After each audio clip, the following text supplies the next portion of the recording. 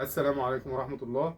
زي ما انتم شايفين كده، ده طبعا مش طقم كامل، لا دولت كنبتين. ده طالبهم العميل، واحدة كبيرة واحدة صغيرة. ماشي.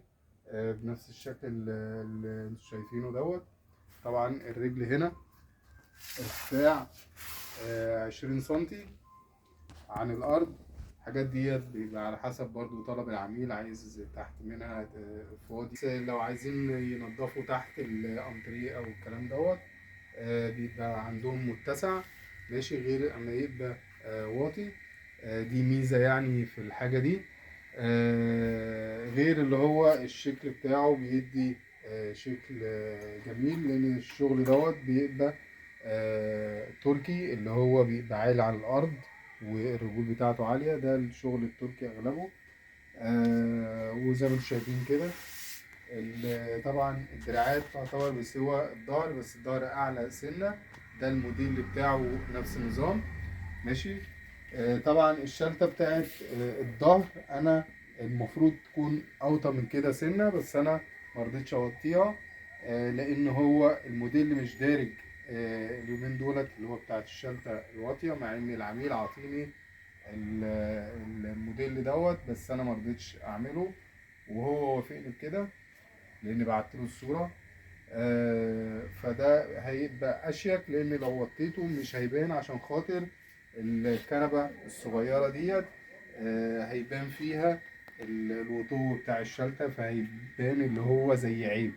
اما انا بالنسبه للكنبه الكبيره، لو وطيته هيبقى شكلها جميل، ما فيهاش اي حاجه. بس اللي رابطني هو الكنبه الصغيره، لان الموديل دوت معمول في ركنه. ماشي. بيبقى الدراعات بسوى الظهر، لكن الشلت بتبقى اوطى من ديت سنه. ماشي. زي ما انتم شايفين، طبعا ده سفنج كثافه 45. بالنسبه ل 45، عشان الناس اللي بتتكلم عليه، دي كانت مجموعه او صفقه كانت عندي ومركونه عندي في المخزن. فتعتبر الحاجه دي هي اخر شغل بالنسبه لل 45، ما نعرفش هينزل امتى. ماشي. ففي الشغل دوت، وفي اللي هو الشغل بتاع العيد عامة. اما بعد العيد فاللي انا شايفه قدام مني مش هيبقى فيه السفنج ال 45 متداول، هيبقى ال 40 بس. ماشي. طبعا السفنج ده 45 فوق منه النفخة اللي انتوا شايفينها دي. طبعا هي مش باينة في الصورة، لكن تحسوها بالشكل كده. ماشي. دي النفخة بتاعت الفايبر، اللي هي بومبي، لكن مش باينة. تبان اكتر امتى لو الكردون ده او القطان ده ما يبقاش موجود، فهيبان الفلاتة بتاعته.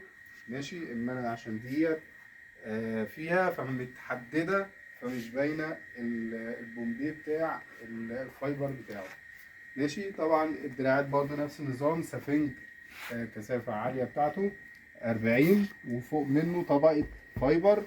طبعا في الشغل بتاعي انا بعصرها، فما بتبانش، لان انا لو عملتها وسبتها على راحتها هيبان بوش القماش على الدراع، عشان خاطر تحت منه فايبر. اما انا بعصرها خالص، بس تديني ملمس طري عن السفنج اللي تحت.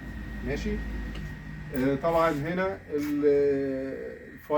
الفايبر انا بستعمل نوعين، يا اما الفنار يا اما هولو، دولت اعلى حاجه في السوق.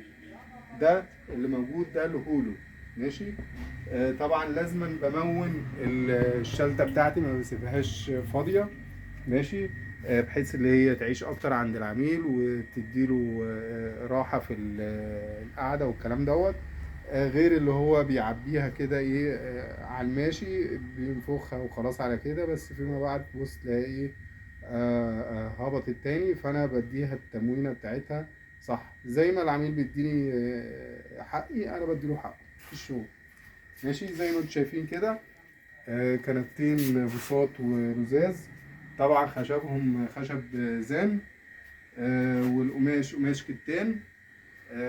وما تنسوش اللايك والشير، الناس اللي بتتفرج وما بتشتركش وما بتعملش لايك الحاجة ديت خير وبيوصل للغير. السلام عليكم.